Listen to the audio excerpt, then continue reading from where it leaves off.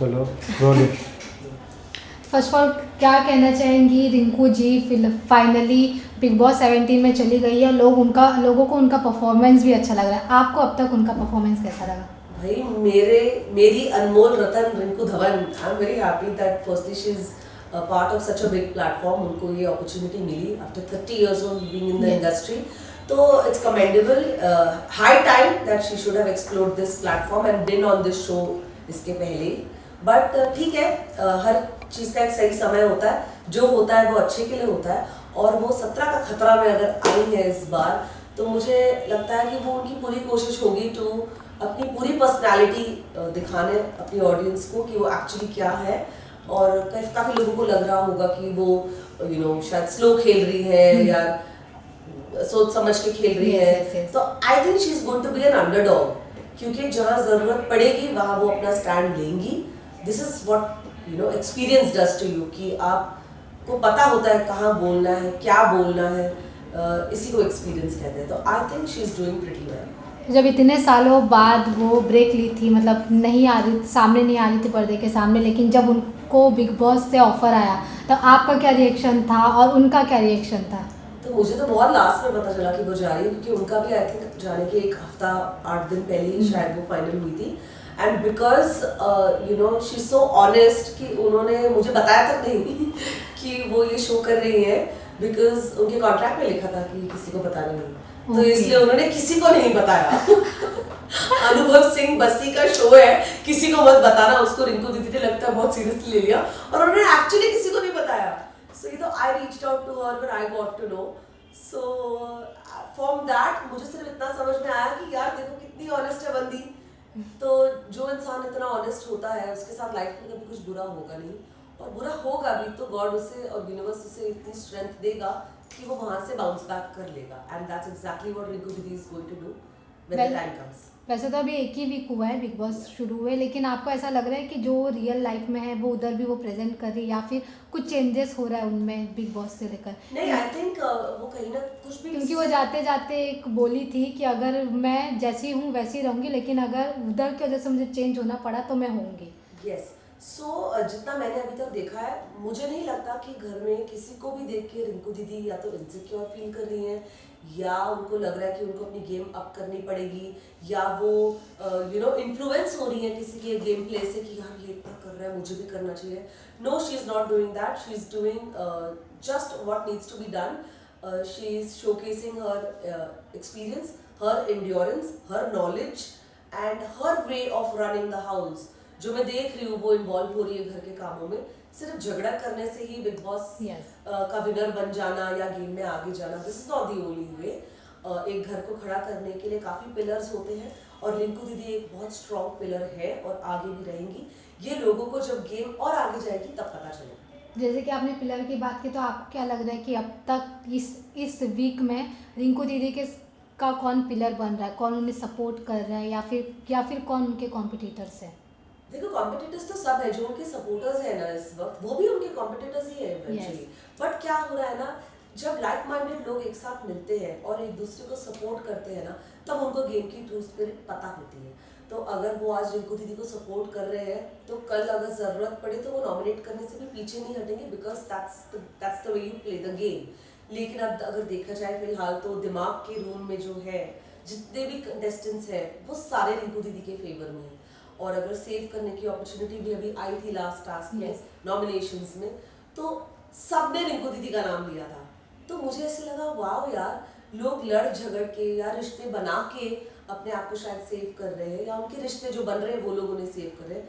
रिंकू दीदी तो सोलो खेल रही हैं, she is just lending her shoulder, her experience and her opinions to people when they ask you. और ये बहुत अच्छा साइन था कि she is gain support, that the whole team wanted to save her, the whole room of दिमाग wanted to save her. Apart from Rinku दीदी, आपका कौन और फेवरेट कंटेस्टेंट? मुझे ऑफ कोर्स विक्की अंकिता बहुत पसंद है, बिकॉज वो बहुत इन्वॉल्व है गेम के अंदर और पूरी तरह घुस गए हैं, और उनकी सारे जो फ्लेवर्स हैं, एज अ कपल बोलो, एज इंडिविजुअली बोलो, वो सारे दिख रहे हैं और बहुत एंटरटेनिंग लग रहा है उनको देख के। मुनव्वर आई रियली लाइक, क्योंकि बहुत अमेजिंग पर्सनालिटी है मुनव्वर। एक तो शब्दों का जो उनका खेल है, मैं वहीं से उनके साथ कनेक्ट करती हूँ, क्योंकि मुझे लगता है कहीं ना कहीं मैं भी ये जो काफिया वो करते हैं इसका शौक मुझे भी बहुत है। तो मज़ा आ रहा है उनको देख के बहुत। थोड़ा बीच में मुझे लग रहा था कि वो बहुत इमोशनल जोन में जा रहे हैं, but I can see that no, he is overcoming जो भी उनका मेंटल स्टेटस होगा, और वो अब गेम में पूरी तरह आ रहे हैं। तो मज़ा आ रहा है जैसे कि बिग बॉस OTT 2 देखा गया था, काफ़ी एंटरटेनिंग था, उसमें हर चीज़ हुआ था। एज़ कम्पेयर टू OTT 2, आपको ऐसा लग रहा है कि इधर भी एंटरटेन होगा वैसा जैसा हुआ था पहले?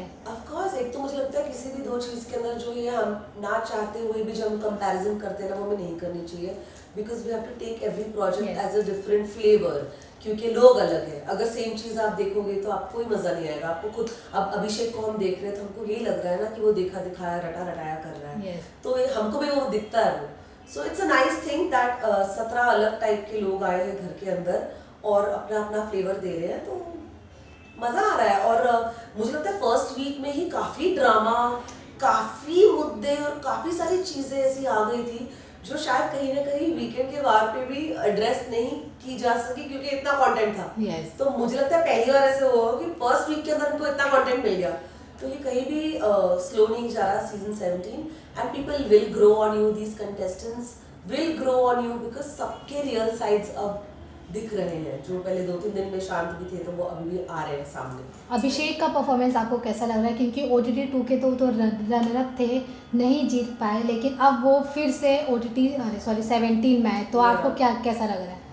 आई थिंक अभिषेक को थोड़ा और लेटर ऑन आना चाहिए था इस गेम में। He was not ready for this, Yes. Because वो अपना, उनका कोई बैलेंस ही नहीं है। हैंड फुट माउथ कोऑर्डिनेशन होता है ना, तो कहीं ना कहीं मुझे लगता है कुछ उनका है ही नहीं। दिल दिमाग दम सब फैल फैल के बिखर बिखर के आ रहा है बाहर, और कुछ भी ऐसा नहीं लग रहा कि वो उनके अंदर थोड़ा भी संयम है for anything. He is losing his cool on everything. So क्या टेस्टोस्टेरोन लेवल्स लगता है बहुत हाई हो गए उनके, तो या तो उनको मेडिटेट करना चाहिए, वर्कआउट नहीं करना चाहिए, because it's not working for him, because he is going way out of line and very aggressive even towards Isha. मुझे भी देख के कई बार डर लगता है कि ठीक है, ताली दो हाथ से नहीं बचती, कुछ ना कुछ हो रहा होगा जिस वजह से दोनों के बीच में इतनी फ्रिक्शन आ रही है, but he is very aggressive यार। ऐसा कह सकते हैं कि OTT 2 में वो थोड़े ठीक शांत थे, तो 17 में 17 मैंने उनको देखा ही नहीं। मुझे आई डोंट रिमेम्बर। मेरे लिए Abhishek is a new face in season 17। हालांकि मैंने सब बिग बॉस देखे, लेकिन फिर भी आई एम सरप्राइज कि मुझे नहीं आए थे क्या ये बिग बॉस OTT में थे, है ना? Sorry, but keeping that aside, I don't know that part of him, but here also जितने अग्रेसिव वो है उसकी ज़रूरत ही नहीं है, और उनके लिए अच्छा नहीं होगा, यू नो, बिकॉज इतने अग्रेशन के साथ कोई भी आपके साथ काम नहीं करना चाहेगा। जैसे कि OTT 2 में वो बना था, एक इतिहास रचा गया था कि एल्विश यादव जीते थे वाइल्ड कार्ड एंट्री के बाद, और वो आप पिछली बार आपने उनके ऊपर बोला भी था, उसके बाद आपको थ्रेड्स आने लगे, ट्रोल करने लगे आपको लोग, उसके बारे में क्या कहना चाहिए? बहुत डिस्टर्बिंग था ये, क्योंकि मैं 18 ईयर्स से इस इंडस्ट्री में काम कर रही हूँ, और मैंने कभी भी अपनी ओपिनियन बिना मांगे नहीं दी। मैंने कभी भी ऐसे लाइव स्ट्रीम करके या किसी के ऊपर कुछ भी, किसी के पॉइंट ऑफ व्यू को कॉल आउट करके मैंने कभी भी किसी भी सिचुएशन में से अपने आप को नहीं डाला है। यहाँ मुझसे सवाल किया गया था और मुझे जो लगा वो मैंने बोला, लेकिन उसके बाद जो एल्विश आर्मी के जो लोग हैं, पता नहीं कौन है ये लोग, और पता नहीं क्या समझते हैं अपने आप को कि ये किसी को भी धमका सकते हैं, किसी को भी डरा सकते हैं। It was very disturbing. मुझे रात भर नींद नहीं आई थी, मैं डर गई थी। मेरे मम्मी पापा मेरे इंस्टाग्राम पे जो कमेंट्स आते हैं उन कमेंट्स को देख के डर गए थे कि अशिता ये क्या हो गया है, क्योंकि लोगों ने मुझे सिर्फ प्यार ही दिया है आज तक। इतना वार, वो भी गालियों का, गंदी गंदी गालियाँ। मेरी पूरी कोशिश रही कि मैं एक एक को इंडिविजुअली जाके ब्लॉक करूँ, रिपोर्ट करूँ इंस्टाग्राम पे, जो मैंने किया भी, लेकिन ये खत्म ही नहीं हो रहा यार। This is a war that I think needs to be fought in the right spirit. You cannot call out and abuse people just because वो अपना opinion दे रहे हैं when asked. आप नहीं धमकी दे सकते हो, ये गलत है।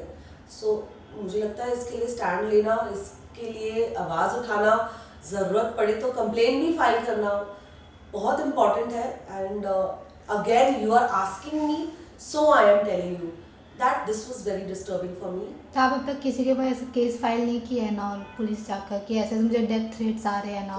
नहीं, अभी तक नहीं। मुझे I don't know, this is very new to me. तो मुझे भी बहुत घबराहट हो रही है कि इसके साथ कैसे डील किया जाए। तो I just want to request this entire so-called army that guys please chillax, calm down. हम डेमोक्रेटिक इंडिया में रहते हैं, फ्रीडम ऑफ स्पीच हमें 1947 में मिल गई थी, तो ये फ्रीडम आप हमसे नहीं छीन सकते। We will speak if we are asked. I am an actor, आपकी नज़र में मैं कुछ नहीं होंगी, आपकी नज़र में एल्विश यादव की कार का नंबर मुझसे ज़्यादा पॉपुलर होगा, लेकिन मैंने अपनी जितनी पॉपुलैरिटी हासिल की है, जितना भी फेम हासिल किया है वो अपनी मेहनत से किया है, अपने काम से किया है, बिकॉज यही एक एक्टर का काम है, अपना हुनर दर्शाना, ये धमकियाँ और ये गुंडागर्दी नहीं। तो प्लीज़ आप एल्विश यादव की आर्मी हो तो मैं भी दबंग धवन, बैक ऑफ। ऐसा कहा जा रहा है कि लोग, ऐसा वीडियो वायरल हो रहा है कि आप उनको सॉरी भी बोलती है। लोग पता नहीं कौन सा वीडियो है, ये कौन वायरल कर रहा है, मैंने आज तक सॉरी नहीं बोला उनको। मैंने कोई स्टोरी देखी थी जिसमें उन्होंने कहा था अरे अरे वो सॉरी बोल रही है, मैंने उसको सिर्फ ब्लाइंड आई दिया क्योंकि मुझे लगता है ये बच्चे होंगे, शायद इनको शायद नहीं पता होगा ये क्या कर रहे हैं। You know they are just following one, you know एक भागता है उसके पीछे 50 भागते हैं, ये शायद वो है। I wanted to give it a blind eye, but again since you have brought it up, I have not asked for any apology. मैं सिर्फ हाथ जोड़ के ये रिक्वेस्ट कर रही हूँ कि जो गंदी भाषा का इस्तेमाल आप लोग करते हैं प्लीज़ मत करिए। हम फैमिली वाले लोग हैं, हमारे बच्चे हैं, दोस्त हैं, सर्कल है, इंडस्ट्री में नाम है, प्लीज़ ये गालियाँ मत दीजिए प्लीज़। मेरे से मेरा ओपिनियन मांगा था, मैंने वो ही दिया, वो भी बहुत प्यार से। So please don't abuse. अगर बात करें पर्सनली, नॉट बिग बॉस, मतलब पर्सनली एल्विश के बारे में आप क्या सोचती हैं? पर्सनली एल्विश आई थिंक मैंने जितना उनको देखा है बिग बॉस में ही देखा है, मुझे अच्छे लगे थे वो। He was funny, he had his side where, बहुत एक आम आदमी का, एक बहुत ऑनेस्ट इंसान जो होता है, मैंने वो भी देखा उनके अंदर। बस ये डेटाबेस ने ना ओवर पावर कर दिया है एल्विश को, तो मुझे लगता है एल्विश, ये तो वही बात होगी भाई, चाय से ज़्यादा केटली घर में। तो please just figure your shit out and tell your people कि आपकी अच्छाई एक्चुअली खत्म हो रही है आपकी आर्मी की वजह से। सो कर लो इसको कंट्रोल, वरना आर्मी के पास गन होगी लेकिन बंदूक के अंदर गोली नहीं होगी चलाने के लिए, फिर क्या करोगे? Tight tight fish fish fish. और लास्ट मैसेज रिंकू दीदी के फैंस के लिए, क्योंकि आपके थ्रू उनको मैसेज मिलने वाला है। यस, रिंकू दीदी के सारे फैंस को मैं ये बोलना चाहूँगी that she is actually like I call myself Dabangg Dhawan, तो वो दबंगी कहीं उन्हीं से सीखी है मैंने। So be rest assured entertainment का पूरा डोज मिलेगा, सारा ड्रामा, सारे एलिमेंट्स और सारे फ्लेवर्स आपको चखाए जाएंगे, क्योंकि जो धवन परिवार है वो पंजाबी है और साडी रिंकू को भी पीछे नहीं हटने वाली, तो ये पंजाबी तड़का आपको जरूर दिखेगा। Just wait and watch. आप जब इतना बवाल मचाओ तो रिंकू दीदी कितना मचाएगी? मैं कहाँ बवाल मचा रही हूँ यार, मैं तो दिल से बोल रही हूँ जो बोल रही हूँ। बोलने का